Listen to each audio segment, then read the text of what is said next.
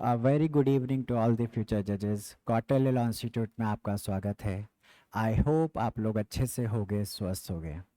आज का जो हमारा टॉपिक है वो है Nemo dead quad non habit. तो चलिए स्टार्ट करते हैं आज का टॉपिक। जब हम बात करते हैं Nemo dead quad non habit की, तो इसका मीनिंग क्या होता है? इसका मीनिंग होता है कि one can not transfer to another a title better than he has।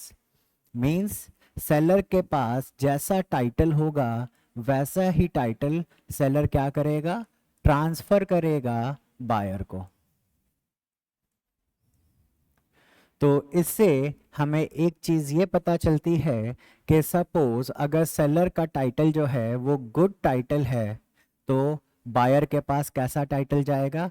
Buyer के पास भी गुड टाइटल जाएगा। लेकिन अगर सेलर का टाइटल जो है वो डिफेक्टिव है, तो फिर बायर के पास कैसा टाइटल जाएगा? बायर के पास भी डिफेक्टिव टाइटल जाएगा।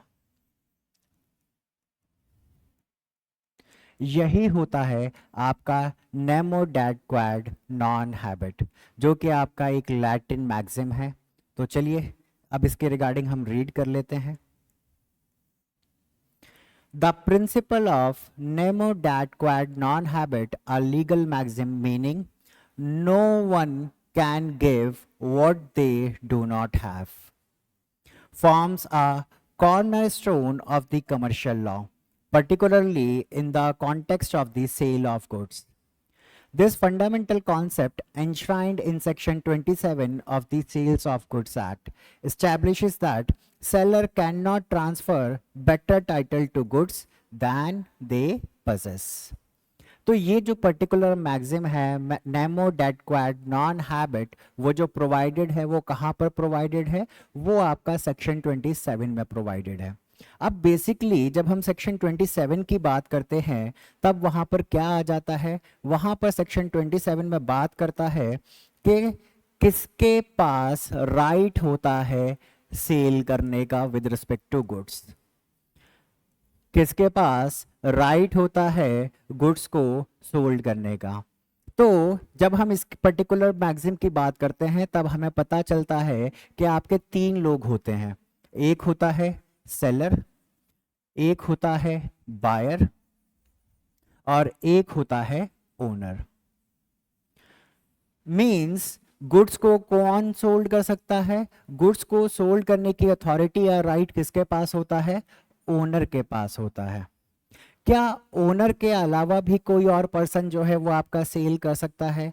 तो जब आप सेक्शन 27 रीड करोगे तो यस कर सकता है, लेकिन वहां पर कंडीशन प्रोवाइडेड है। और क्या कंडीशन प्रोवाइडेड है? वो कंडीशन ये प्रोवाइडेड है कि with the consent of the owner और the with the authority of the owner जो है, अदर देन द ओनर, वो सेल कर सकता है। इसीलिए हमें पता चला कि तीन लोग होते हैं, एक सेलर होता है, एक बायर होता है, एक ओनर होता है। और ये पर्टिकुलर सेक्शन 27 क्या बोलता है? मींस किसका टाइटल बेटर टाइटल होगा? इट इज द ओनर जिसका टाइटल बेस्ट टाइटल होगा।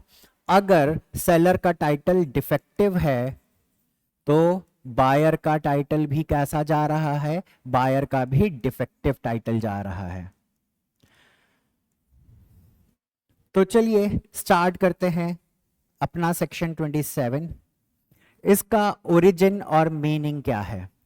The nemo dat principle originates from Roman law. तो ये हमारा जो प्रिंसिपल है वो कहां से आया है? वो आपका रोमन लॉ से आया है। Reflecting the logical notion that one can not transfer rights they do not possess। और ये बेसिकली क्या बोलता है? ये पर्टिकुलर जो मैक्सिम है वो यही बात करता है कि जो चीज आपके पास नहीं है वो आप कैसे ट्रांसफर कर सकते हो। जब सेलर के पास ओनरशिप नहीं है तो सेलर कैसे ओनरशिप ट्रांसफर कर सकता है? In modern commercial law, it serves as a safeguard against unauthorized transfer। तो ये जो पर्टिकुलर मैक्सिम है वो क्या करता है, वो प्रोटेक्शन प्रोवाइड करता है अनऑथोराइज्ड ट्रांसफर के रिगार्डिंग। मींस जहां पर ओनर की कंसेंट के बिना या फिर ऑनर की अथॉरिटी के बिना किसी तरह का कोई भी सेल होता है तो। और ये जो पर्टिकुलर मैक्सिम है वो हमें कहाँ पे मिल जाती है, इसके रिगार्डिंग आपका लेजिस्लेटिव एम्बॉडीमेंट है जो कि कहाँ पर प्रोवाइडेड है, सेक्शन 27 में प्रोवाइडेड है। Section 27 of the Sale of Goods Act 1930 codifies this principle, emphasizing that a buyer's title is only as good as the seller's. This legislative recognition underscores its importance in commercial transaction. और उसके बाद अब हमारा आ जाता है practical application. तो basically ये particular maxim क्या कर रहा है, ये पर्टिकुलर मैक्सिम प्रोटेक्शन प्रोवाइड कर रहा है ओनर को।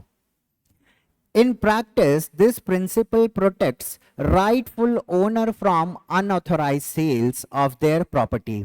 It places the onus on buyers to verify the seller's authority to sell, promoting due diligence in transaction. It means इस पर्टिकुलर मैक्सिम की वजह से जो ओनस है वो किसके ऊपर आ जाता है, वो बायर के ऊपर आ जाता है कि बायर जो है अपनी ड्यू डिलिजेंस अप्लाई करके वो ये पता करे कि वाकई में सेलर के पास अथॉरिटी है सेल करने की या नहीं है। क्यों? क्योंकि अगर सेलर के पास अथॉरिटी नहीं हुई और तब भी सेलर से बायर जो है वो परचेज करता है तो बायर के पास भी कैसा टाइटल जा रहा है, बायर के पास भी डिफेक्टिव टाइटल जा रहा है। चलिए आगे देखते हैं। अब ये जो हमने मैक्सिम की बात करी है कि ये पर्टिकुलर मैक्सिम क्या बोलता है कि जैसा सेलर का टाइटल होगा वैसा ही टाइटल किसका होगा, बायर का होगा। लेकिन अब ये जो मैक्सिम है इसके कुछ एक्सेप्शंस प्रोवाइडेड हैं। मींस एक्सेप्शन का मीनिंग क्या है कि जहां पर सेलर का टाइटल कैसा है, जहां पर सेलर का टाइटल डिफेक्टिव है लेकिन बायर का टाइटल कैसा है, बायर का टाइटल गुड टाइटल है। बायर का कैसा टाइटल है, बायर का टाइटल गुड टाइटल है।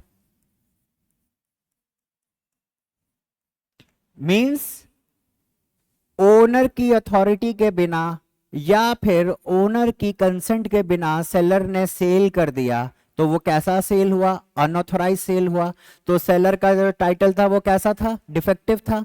लेकिन एक्सेप्शंस में क्या हो जाता है, जो बायर का टाइटल है वो आपका गुड टाइटल हो जाता है। अब इसके रिगार्डिंग मींस ये पर्टिकुलर एक्सेप्शंस क्या प्रोवाइड कर रही हैं, ये एक्सेप्शंस प्रोवाइड कर रही हैं जहां पर प्रोटेक्शन प्रोवाइड करा जा रहा है इनोसेंट बायर को।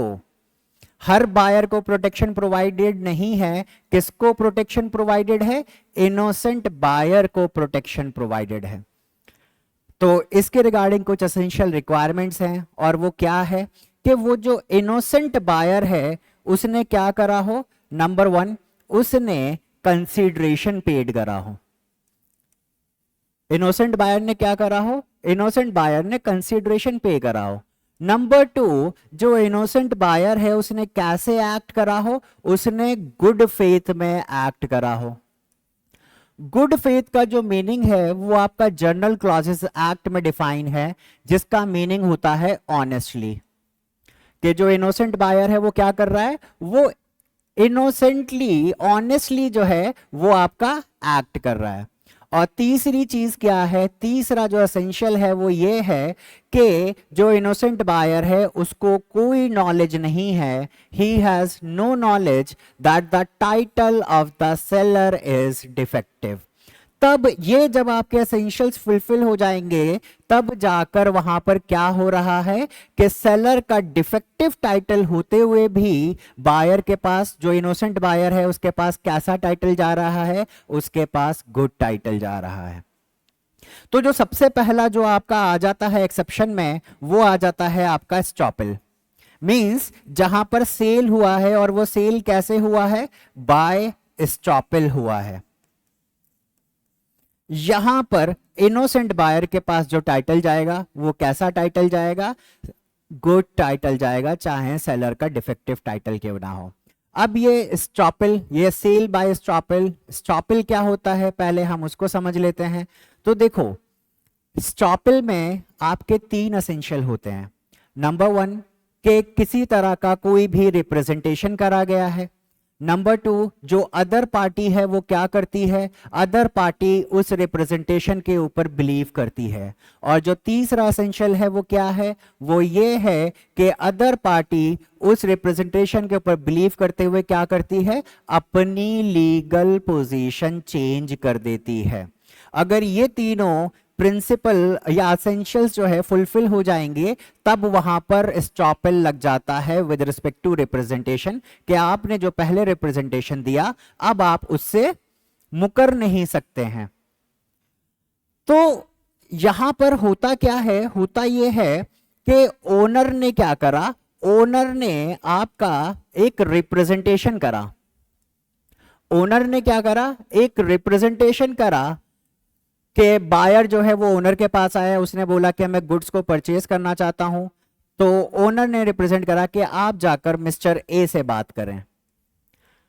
सिर्फ ओनर ने ये बोला है कि आप जाकर मिस्टर ए से बात करें। अब वहां पर सपोज ओनर ने मिस्टर ए को किसी तरह की अथॉरिटी या कंसेंट नहीं दी है गुड्स को सोल्ड करने की, लेकिन मिस्टर ए क्या करता है, गुड्स को सोल्ड कर देता है। किसको सोल्ड कर देता है, बायर को सोल्ड कर देता है। तो ऐसी सिचुएशन में क्या होगा, जो ओनर है उसके अगेंस्ट स्टॉपल लग जाएगा। मींस अब वो ये नहीं बोल सकता है कि उसने जो रिप्रेजेंटेशन दिया था वो अब उससे रिट्रैक्ट कर रहा है।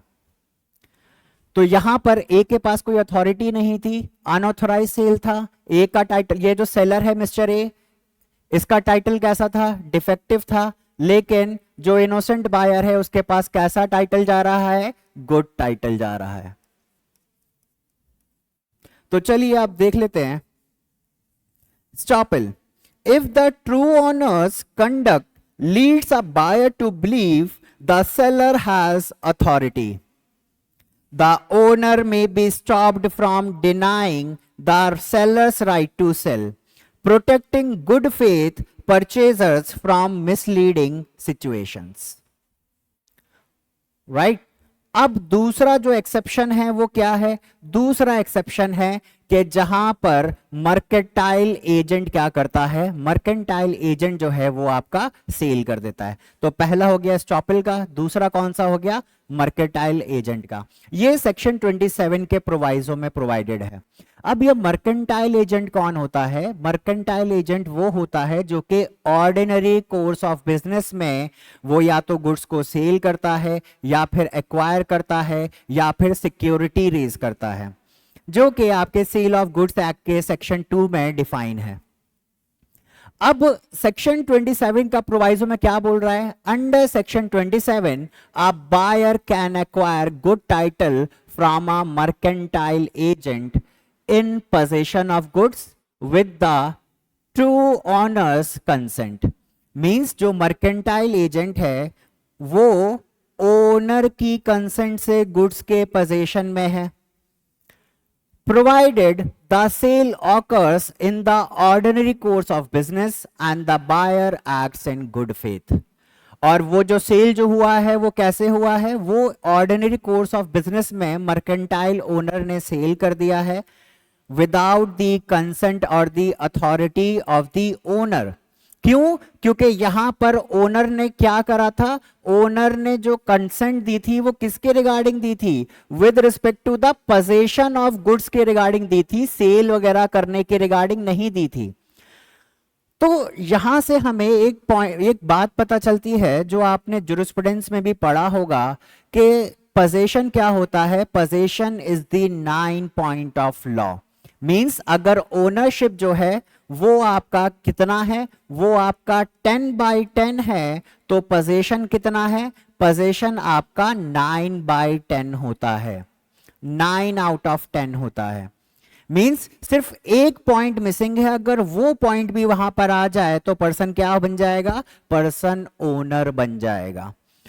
तो इसीलिए यहां पर ओनर की कंसेंट से मर्केंटाइल एजेंट क्या है, पोजीशन में है, और जो इनोसेंट बायर है उसको लगता है कि वही ओनर है, और ऐसी सिचुएशन में वो कंसीडरेशन पे करता है। जो मैंने आपको एसेंशियल्स बताए थे कि इनोसेंट बायर कंसीडरेशन पे कर रहा है मर्केंटाइल एजेंट को, वो गुड फेथ में एक्ट कर रहा है इनोसेंट बायर, और इनोसेंट बायर को नॉलेज नहीं है कि ये जो मर्केंटाइल एजेंट है इसके पास अथॉरिटी नहीं है सेल करने का।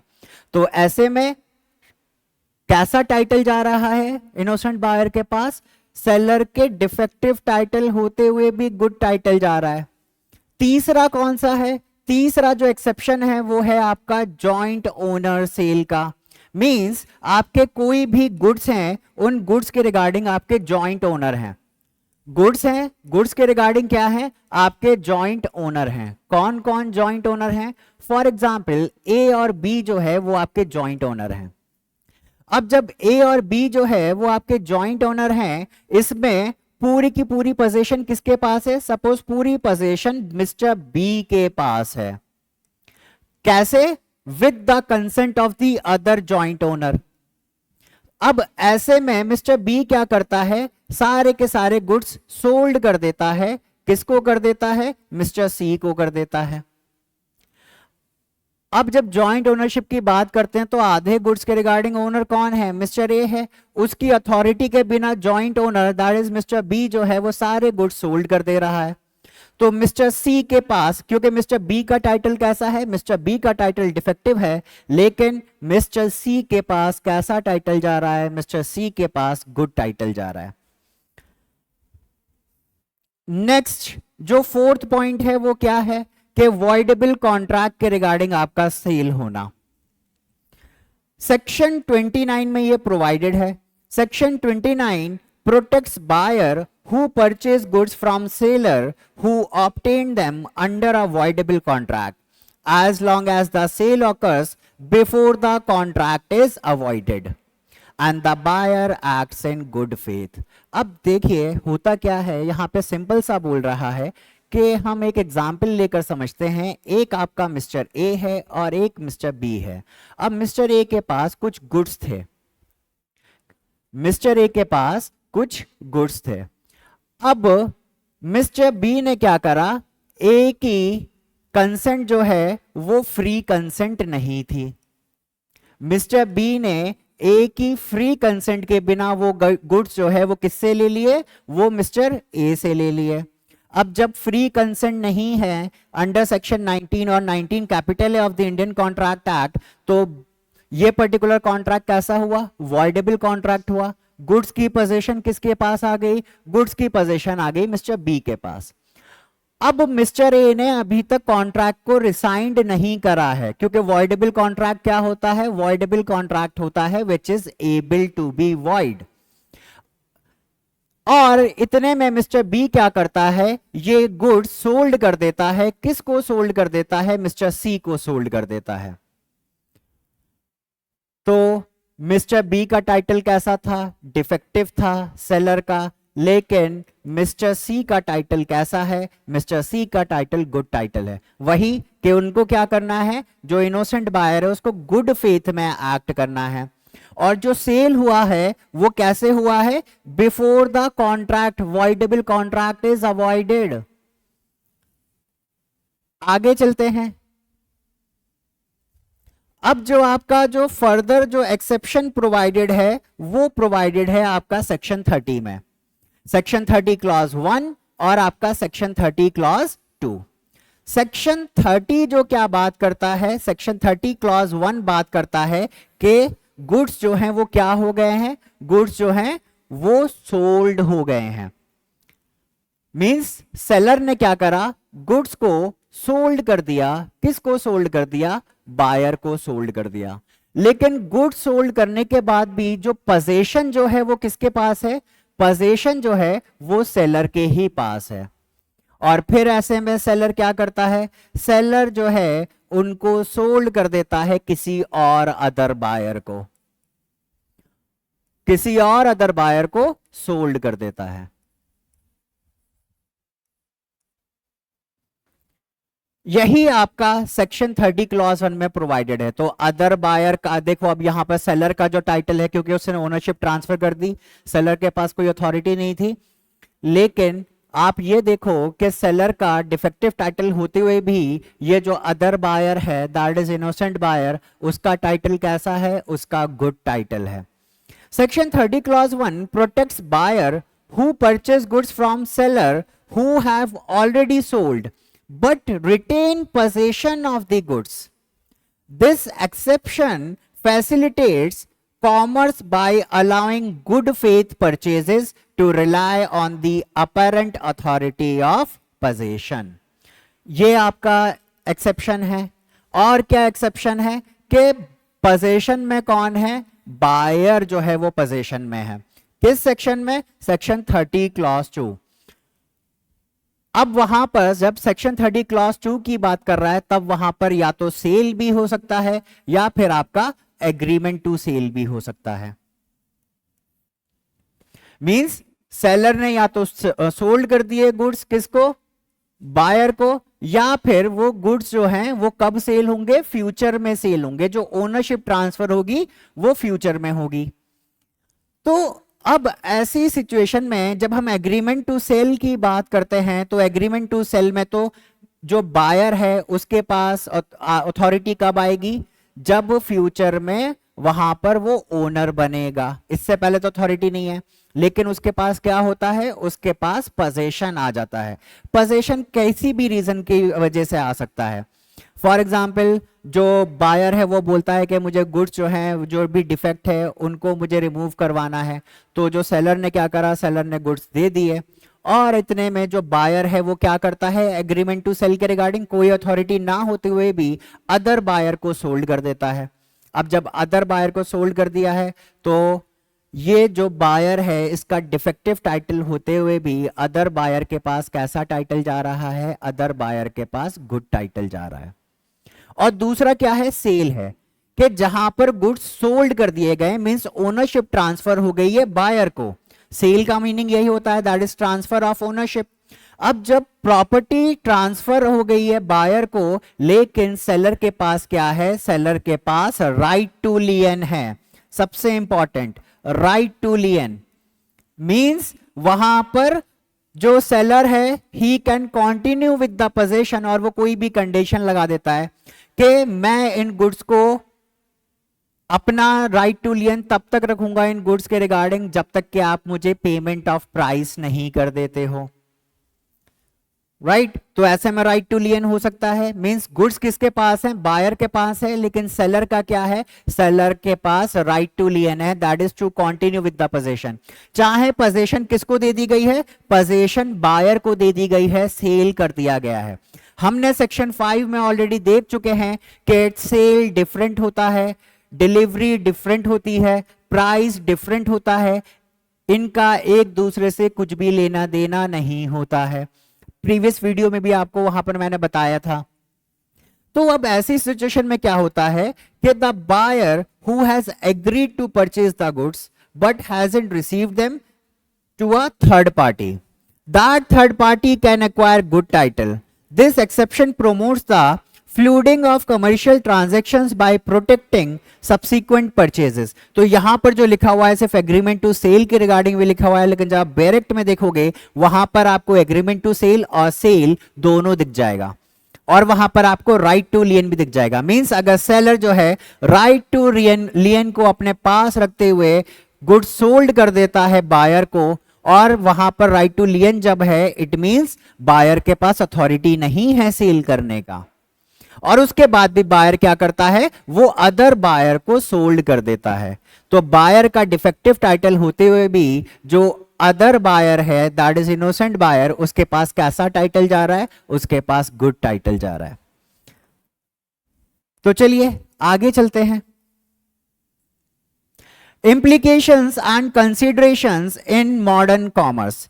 तो जब हम इसकी बात करते हैं तो यहां पर जो बात कर रहा है वो क्या कर रहा है? ये पूरा का पूरा कॉन्सेप्ट बात कर रहा है कि जो बायर है उसको क्या करना है? बायर को ड्यू डिलिजेंस अप्लाई करना है।